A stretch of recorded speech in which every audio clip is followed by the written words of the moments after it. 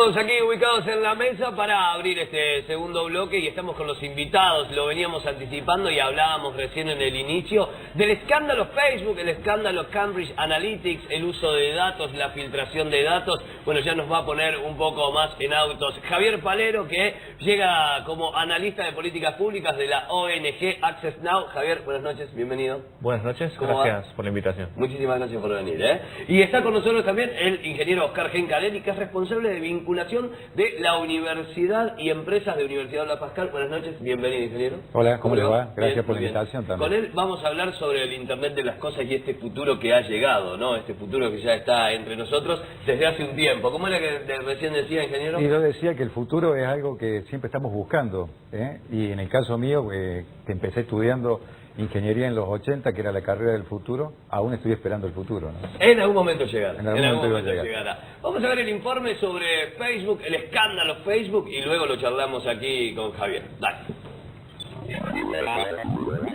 El escándalo de Cambridge Analytica ha supuesto un antes y un después en Facebook, de manera que sus creadores se están teniendo que replantear cada aspecto de la red social. Cambridge Analytica utilizó datos para sus actividades comerciales que proceden de Facebook y han sido obtenidos de una forma que vulnera los términos de uso, aunque desde la red social aseguran que la mayoría de perfiles afectados se corresponden a ciudadanos americanos y que la información fue utilizada para manipular el resultado de las elecciones presidenciales en los Estados Unidos en 2016. El malestar se está extendiendo a nivel mundial. Mark Zuckerberg aceptó ayer su responsabilidad ante el Comité de Senado estadounidense por el escándalo de filtración de información de millones de usuarios. Fue mi error y lo siento. Yo comencé Facebook, yo lo implementé y soy responsable. Este caso marca un antes y un después en la relación de usuarios con el mundo virtual. ¿Qué hacen las redes sociales con nuestros datos? ¿Qué garantías tenemos los usuarios sobre la protección de seguridad? Un dato que uno piensa anexo, pero en realidad tiene mucho que ver con la exposición de Mark Zuckerberg, es que confirmó que Facebook no va a cambiar su modelo de negocios. Esto tuvo un impacto inmediato en la cotización de Facebook, después de varios días de pérdida. Sus cotizaciones en la bolsa, 14,5 puntos había caído, ayer recuperó 4. Y ese modelo de gestión se basa en datos. Y lo primero que queremos desmitificar, y se lo transfiero a Javier, es que Facebook no vende datos. Exacto, no vende datos. Si vos fueras un actor económico que concentra y controla un commodity, digamos, un bien de cambio básico para la economía, vos no permitirías el acceso a ese mismo bien básico a tus competidores. Así es. Es el caso entonces de lo que hace Facebook y en alguna medida también otras plataformas de Internet como Google. Concentran información, acumulan datos, hacen análisis sobre esos datos y eso les permite vender publicidad hipersegmentada. Y les permite el acceso a aplicaciones como Cambridge Analytica para que accedan a la API, a la programación, a los datos, a una parte de los datos sin tomar control de ellos. Claro, así.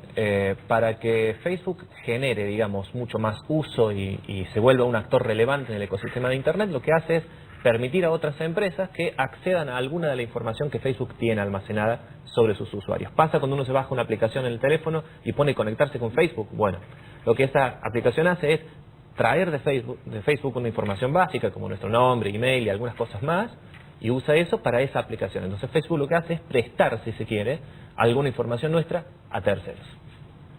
En algo que tampoco tiene muchos antecedentes hasta aquí, a partir del escándalo de Cambridge Analytica, Mark Zuckerberg se ha mostrado menos remiso, digamos, menos reacio a permitir regulación.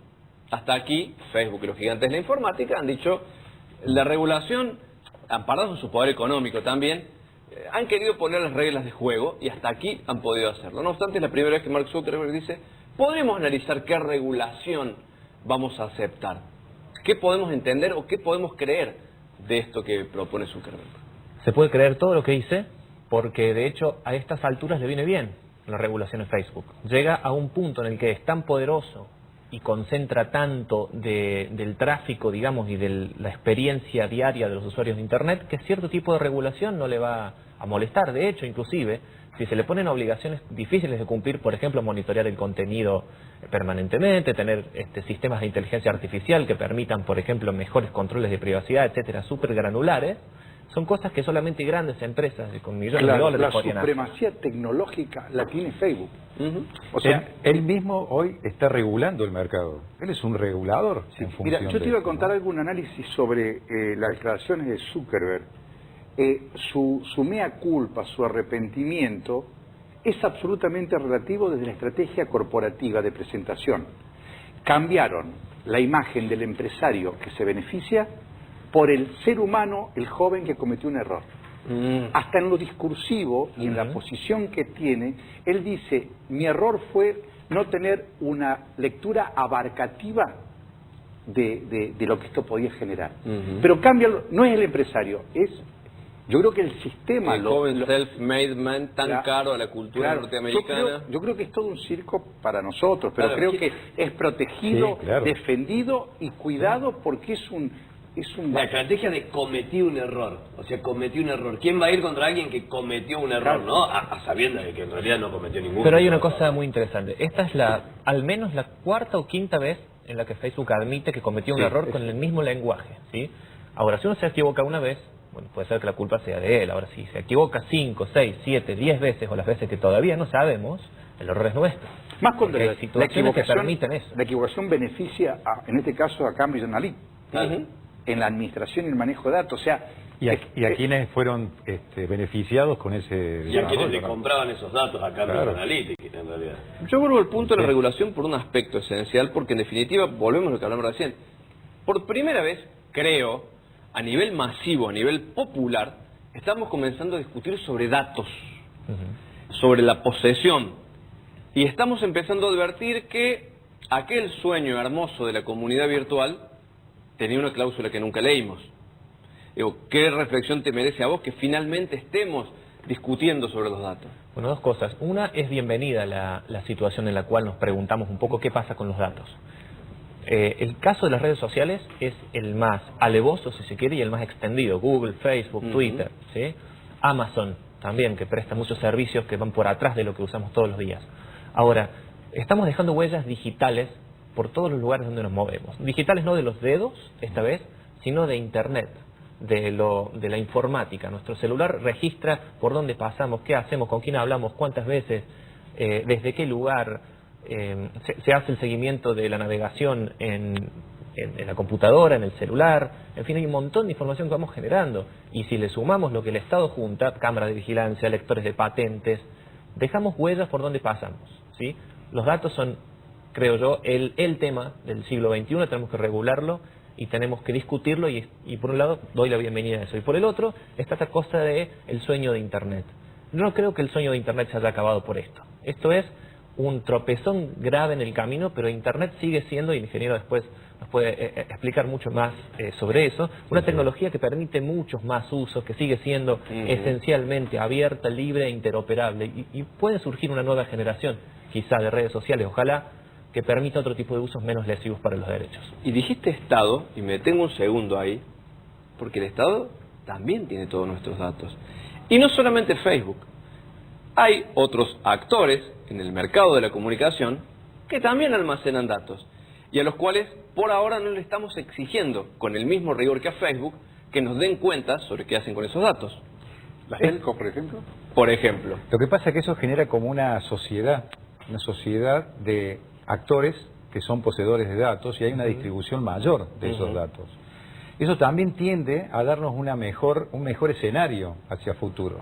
En la medida que tengamos mayor distribución de datos y que esos datos sean compartidos y que podamos tener de alguna manera entre todos la posibilidad de controlar esa situación, vamos hacia un estadio de mejor calidad. Yo discrepo, yo creo que son muy optimistas los dos. Bueno, eso está pasando. Yo te digo, vos discrepás, pero eso está pasando hoy. Cuando se habla de blockchain, vos viste que en estos días también se está hablando, tiene que ver con eso, la posibilidad de ir a un formato donde la regulación y la posibilidad de donde estén soportados los datos sea en un esquema, en un sistema donde todos controlemos y regulemos, ¿sí? Eso nos da un panorama distinto a eso. ¿Cómo se puede lograr eso? ¿Por qué está pasando eso? Porque venimos en un proceso donde la interconectividad, la aparición de la red, el otro día nuestro gobernador dijo, cuando habló de el nuevo programa que se está haciendo de conectividad en la provincia. 10 millones de pesos sí, de dijo, inversión. yo no estoy muy de acuerdo con ese concepto, pero él lo dijo, que Internet es la mayor democratización que se ha inventado en la historia. No, es relativo. Es relativo. Pero fíjate cómo también se está hablando de eso, ¿no? Pero perdónenme, hay un tema que quisiera comentarles que no tratamos. La incidencia de Cambridge Analytica en la elección del presidente norteamericano. Claro. O sea, fíjense, estamos hablando de Facebook, del error. Porque el uso de esos datos... Pero todavía no sabemos, porque Trump fue un ganador sorpresivo. Y dicen que fue usado esos datos con fines electorales en la campaña. Y eso está todo tapadito, eso no se investiga. Igual lo que hay hasta ahora de investigación al respecto de la incidencia de esos datos, lo que está mostrando es que no se puede hacer una conclusión del tipo de claro. gracias a Cambridge Analytica ganó Trump o se hizo el Brexit. Digamos. Ellos, de hecho, al vender sus servicios, la gente de Cambridge Analytica decía gracias a nosotros ganó tal o pasó tal cosa. Pero hasta ahora no se ha podido probar Ahora, que haya habido un efecto... Orestes, en función también de tu perfil, que has trabajado muchas veces asociado a la posibilidad de ayudar a algún candidato a tener la chance de ganar una elección. Un proceso por el cual un consultor o un grupo de consultores ayudan a un candidato a ganar en base a analizar información. Y de otro lado, a través de usando la tecnología, utilizando conocimiento, utilizando Machine Learning, concepto hoy instalado, que viene desde el principio de la inteligencia artificial, pero en realidad significa ir aprendiendo de lo que va pasando, aprendiendo de la información que nos da los datos. En realidad no es más ni menos que gente con ese conocimiento que le enseñó a la máquina a hacerlo más rápido, interpretarlo. Con lo cual las conclusiones que se sacan son desde un modelo similar. Lo que pasa es que el volumen con el cual se trabaja... es diferente tener la base de datos que no tenerla. Claro, hay algo que sí funciona, que es la publicidad típica y segmentada, pero la de siempre, ¿no? Y a eso Facebook se lo da. A partidos políticos, por ejemplo, uno puede pautar en Facebook y elegir una población específica. Y de hecho, la inteligencia para elegir a quién apuntar con el mensaje indicado también puede provenir del Estado. ANSES, por ejemplo, pasó los datos de ANSES a la jefatura de gabinete de ministros. Bueno, la gente... Están datos que además están alojados ahora en un servidor de Amazon. Sí, están en la nube. A mí no sabemos bien eso. Me mata porque pero están. La gente cree que se libró de la publicidad. No. Y ahora tiene otra forma de publicidad que no sabe que es específicamente manipulación persuasiva en Facebook y en las redes y está sometida en Google a la publicidad. Me gustaría volver sobre el tema de la regulación un instante porque creo que es el próximo punto en discusión. Porque hace unos meses nos preguntamos cómo iban a hacer los estados para intentar... Las democracias modernas, los estados modernos, suponen aún un contrato entre los ciudadanos y el Estado, que mucha sangre ha corrido para que ello suceda. Y resulta que aparecen los gigantes de la informática y no se muestran muy deseosos de aceptar las reglas. Bueno, ahora dice Facebook, podemos discutir qué regulación hay.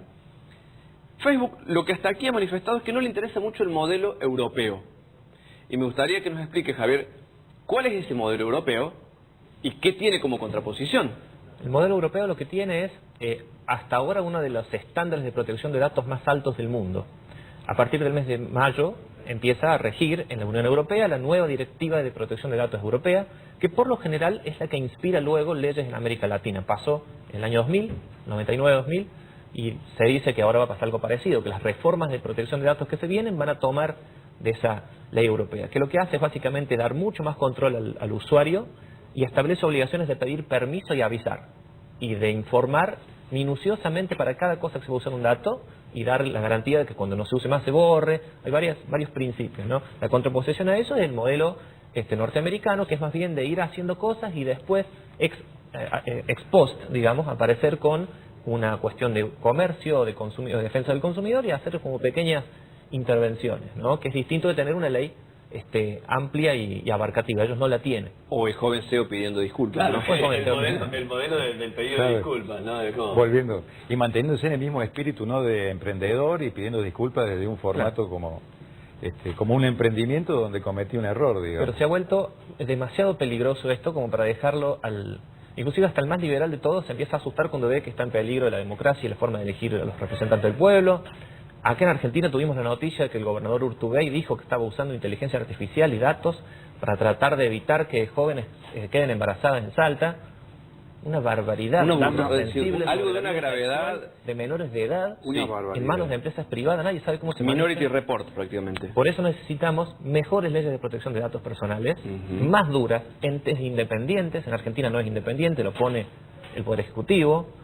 Necesitamos también que las protecciones de privacidad se apliquen al Estado. El Estado tiene pero enormes cantidades de información, la está usando como en el caso de Urtubey, y tenemos muy pocas herramientas para ir en contra de eso. Claro, con toda la digitalización que ha ocurrido de los datos, el manejo y el uso de esos datos que se da a nivel Estado, ya sea Todo lo nacional, tiene. provincial, municipal, ya está, digamos. Es el oro, todo El documento digital, todo. Amigos míos, Hay una amigos míos. frase que más que el oro dice que los datos son el petróleo de este siglo. Claro. Porque justamente nos permiten transformar cosas y deberíamos llevarnos a un mejor estadio. Perdón, Insisto. cito algo de lo que dijo Zuckerberg ayer. Zuckerberg dijo que en realidad con los datos se da, fue una analogía lo que trazó, que con los datos está pasando lo de la escalada armamentística de los 80, 70s, 80s, que en realidad aquella escalada armamentística entre Estados Unidos y Rusia, hoy se da, por supuesto con diferencias, en el manejo de datos, en una economía de datos, ¿no? Claro.